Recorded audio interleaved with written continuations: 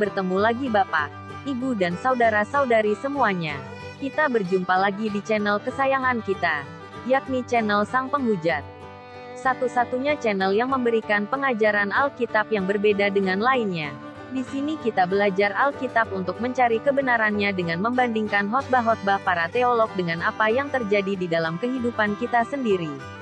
Sehingga nantinya kita akan melihat, apakah Alkitab masih tetap relevan dengan zaman ataukah sebenarnya Alkitab tidak lebih hanya sebuah buku kumpulan dongeng dan legenda masa lampau. Pada episode ke-77 ini, kita masih melanjutkan penelaahan kita tentang Kitab Keluaran, yang telah sampai di pasal yang ke-33. Kami akan membacakan ayat demi ayat bagi Anda sekalian. Seperti biasa, persiapkan dahulu kebutuhan ataupun keperluan Anda sekalian. Baik itu Alkitab, buku catatan ataupun makanan minuman yang dapat membuat Anda nyaman dalam mengikuti tayangan ini. Kami mulai dari ayat pertama. Musa meminta penyertaan Tuhan di gurun. Ayat ke-1. Berfirmanlah Tuhan kepada Musa, pergilah, berjalanlah dari sini, engkau dan bangsa itu yang telah kau pimpin keluar dari tanah Mesir, ke negeri yang telah kujanjikan dengan sumpah kepada Abraham, Ishak dan Yakub. Demikian, kepada keturunan mula akan kuberikan negeri itu. Aku akan mengutus seorang malaikat berjalan di depanmu dan akan menghalau orang Kanaan, orang Amori, orang Het, orang Feris, orang Hewi dan orang Yebus, yakni ke suatu negeri yang berlimpah-limpah susu dan madu. Sebab aku tidak akan berjalan di tengah-tengahmu, karena engkau ini bangsa yang tegar tengkuk, supaya aku jangan membinasakan engkau di jalan. Di pasal ke-33 ini, keseluruhannya terdiri dari 23 ayat. Di ayat pertama hingga ayat ketiga ini oleh LAI diberi subjudul Musa meminta penyertaan Tuhan di gurun.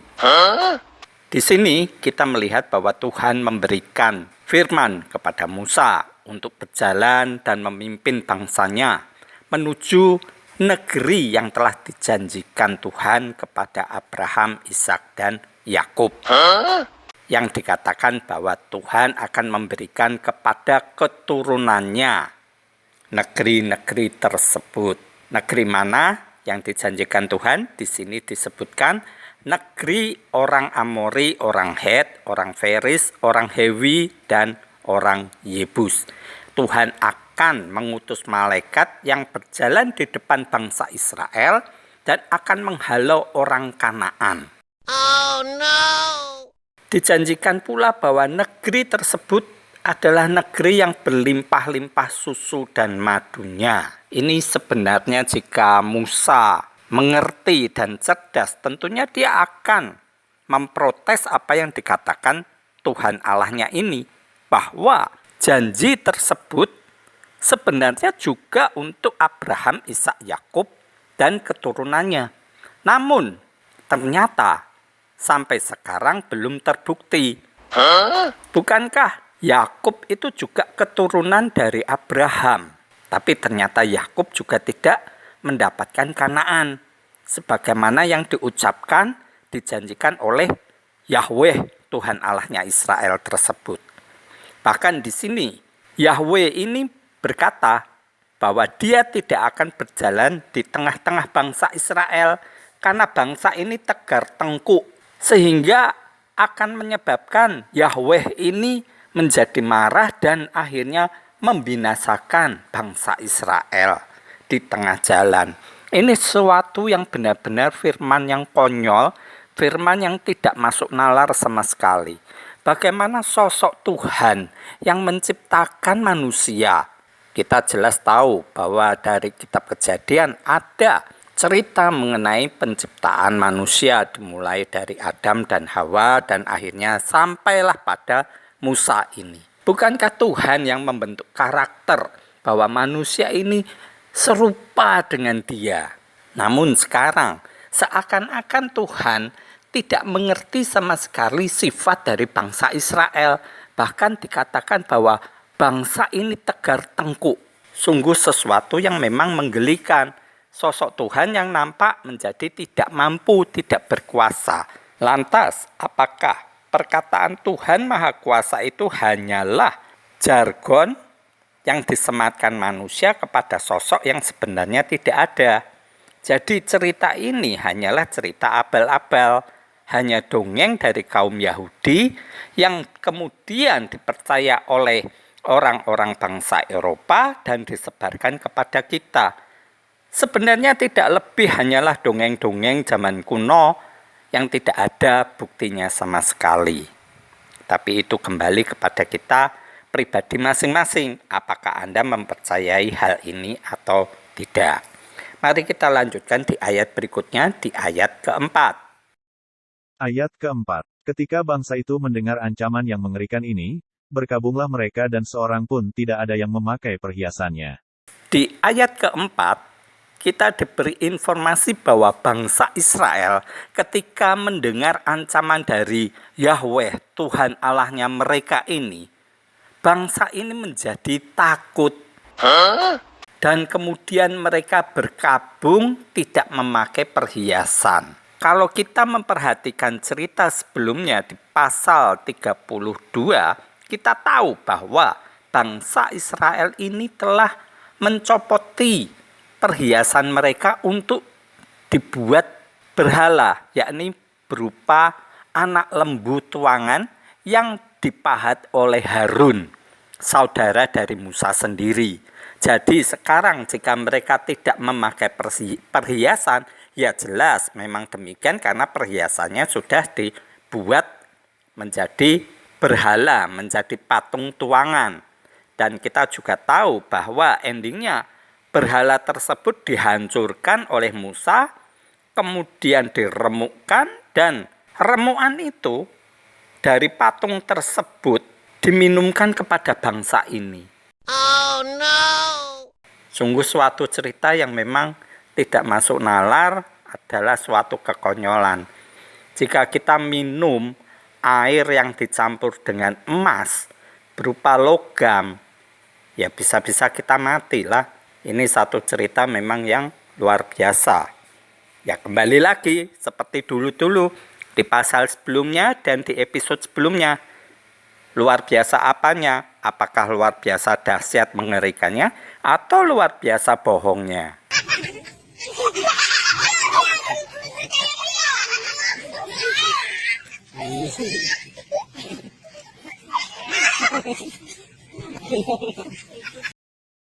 Kita lanjutkan di ayat berikutnya, di ayat kelima. Ayat kelima. Berfirmanlah Tuhan kepada Musa, katakanlah kepada orang Israel, kamu ini bangsa yang tegar tengkuk. Jika aku berjalan di tengah-tengahmu sesaat pun, tentulah aku akan membinasakan kamu. Oleh sebab itu, tanggalkanlah perhiasanmu, maka aku akan melihat apa yang akan kulakukan kepadamu. Demikianlah orang Israel tidak memakai perhiasan-perhiasan lagi sejak dari Gunung Horeb. Di ayat kelima dan keenam ini merupakan satu pengulangan dari apa yang telah ditulis sebelumnya. Di sini dikatakan bahwa Tuhan berfirman kembali kepada Musa bahwa dia tidak akan berjalan di tengah-tengah bangsa ini walaupun hanya sesaat. Sebab Tuhan menganggap bahwa bangsa Israel ini adalah bangsa yang tegar tengkuk. Jadi nanti pasti akan dibinasakan oleh Tuhan. Ini juga sesuatu yang memang konyol. Dan kemudian Tuhan meminta agar bangsa ini menanggalkan perhiasannya. Dan kita lihat di ayat ke-6, orang Israel tidak memakai perhiasan lagi sejak dari Gunung Horeb. Lah, padahal kita tahu bahwa ini mereka telah di Gunung Sinai, tidak di Gunung Horeb. Ya, ini satu cerita yang memang maju mundur tidak karuan. Terserah dari Anda bagaimana menelaah cerita ini dan kemudian mengimaninya.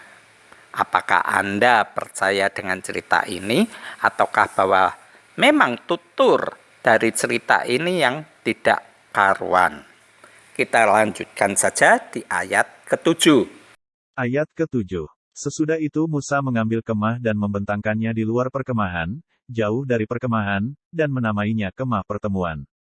Setiap orang yang mencari Tuhan, keluarlah ia pergi ke kemah pertemuan yang di luar perkemahan.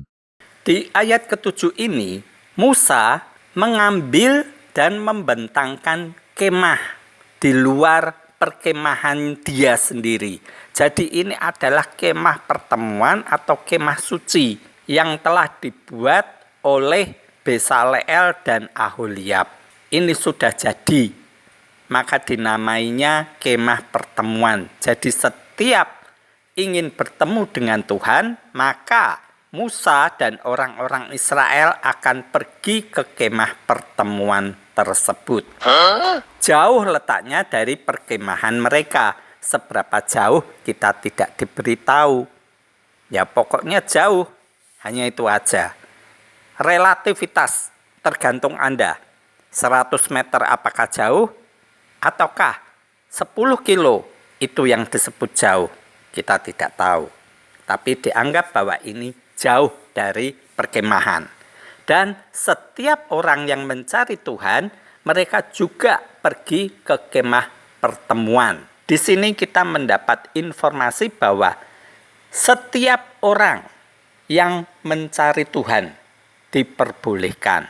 Tapi apakah benar demikian? Ini juga nantinya akan simpang siur tidak karuan. Karena jika kita membandingkan dengan cerita sebelumnya, yang boleh masuk ke dalam kemah pertemuan hanyalah imam. Tetapi di sini kita lihat di ayat ke-7 ini, setiap orang yang mencari Tuhan keluarlah ia pergi ke kemah pertemuan. Apakah hanya berdiri di depan saja ataukah boleh masuk? Kita juga tidak tahu.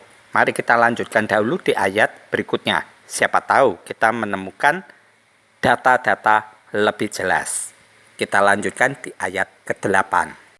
Ayat ke-8. Apabila Musa keluar pergi ke kemah itu, bangunlah seluruh bangsa itu dan berdirilah mereka, masing-masing di pintu kemahnya, dan mereka mengikuti Musa dengan matanya, sampai ia masuk ke dalam kemah. Apabila Musa masuk ke dalam kemah itu, turunlah tiang awan dan berhenti di pintu kemah dan berbicaralah Tuhan dengan Musa di sana. Setelah seluruh bangsa itu melihat bahwa tiang awan berhenti di pintu kemah, maka mereka bangun dan sujud menyembah, masing-masing di pintu kemahnya.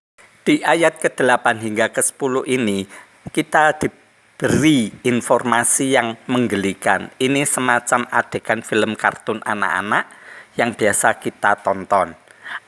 Disebutkan apabila Musa keluar, pergi ke kemah itu, yakni kemah pertemuan itu, maka seluruh bangsa Israel ini akan bangun dan berdiri, mengikuti Musa dengan matanya sampai masuk ke dalam kemah. Jika memang bangsa ini dapat melihat Musa, berarti tidak terlalu jauh.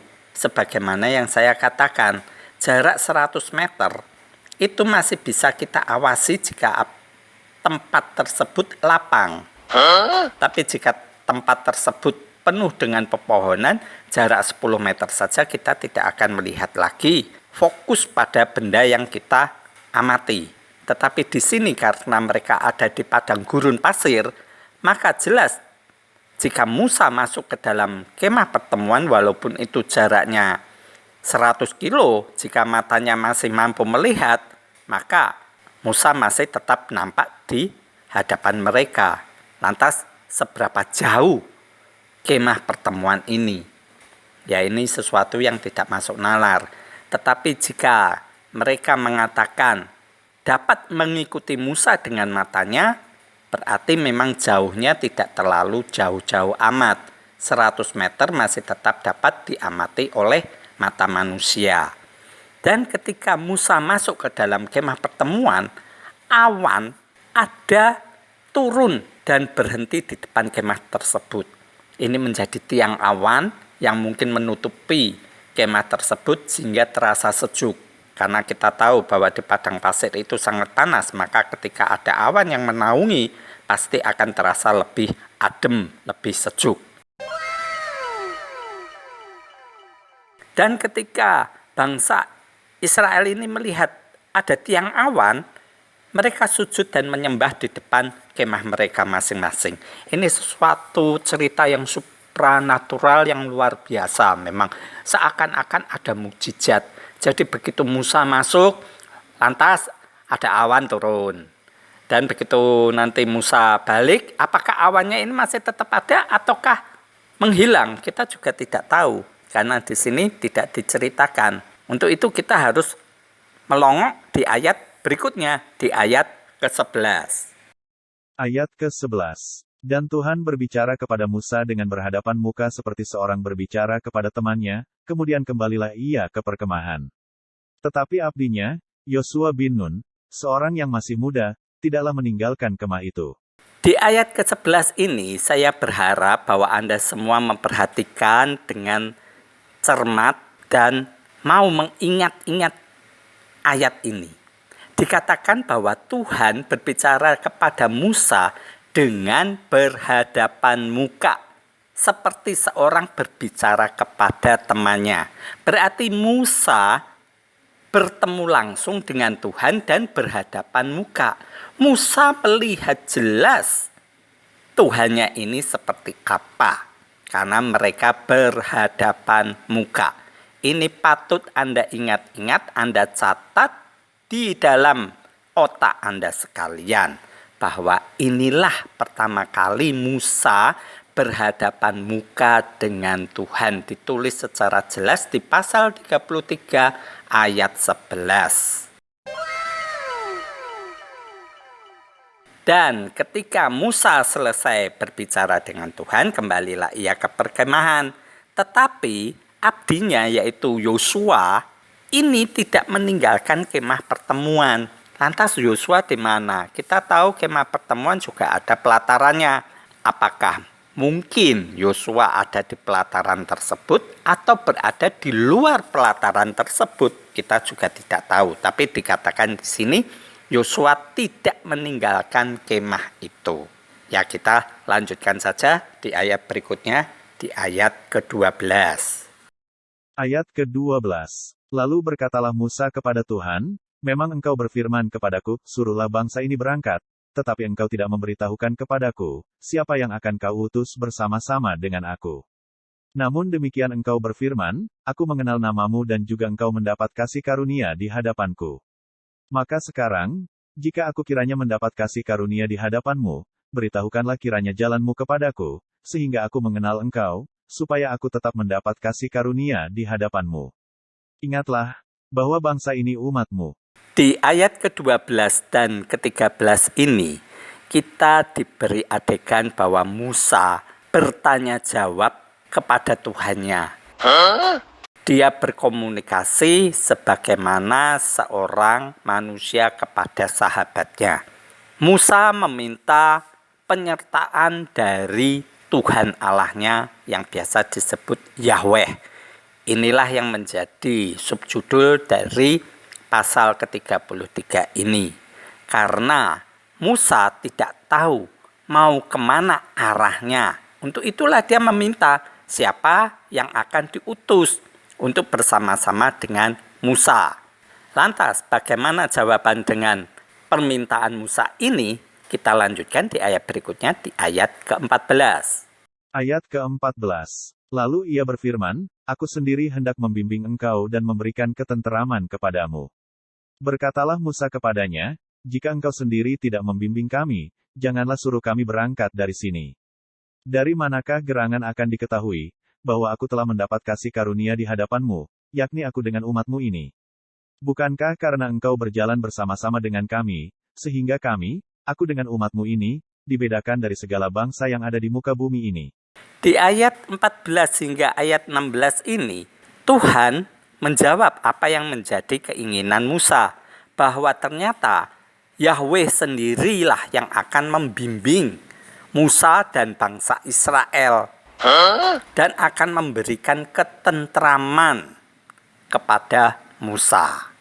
Namun ternyata Musa tidak berhenti sampai di situ saja. Dia juga meminta bagaimana caranya bisa mendapatkan kasih karunia dari Tuhan, sehingga bangsa Israel bisa berbeda dari bangsa-bangsa lain. Jadi jangan cuma omong tok, tapi juga ada sesuatu yang lebih konkret. Ini yang diminta Musa kepada Tuhannya. Jika memang mendapatkan kasih karunia, maka harus ada perbedaan dengan bangsa-bangsa lain. Ini permintaan Musa. Walaupun mungkin bagi kita ini satu permintaan yang sungguh-sungguh sombong, takabur. Tetapi inilah yang terjadi. Musa ingin mendapatkan pembedaan dari bangsa-bangsa lain, dari apa yang dikatakan Tuhan mengenai kasih karunia itu.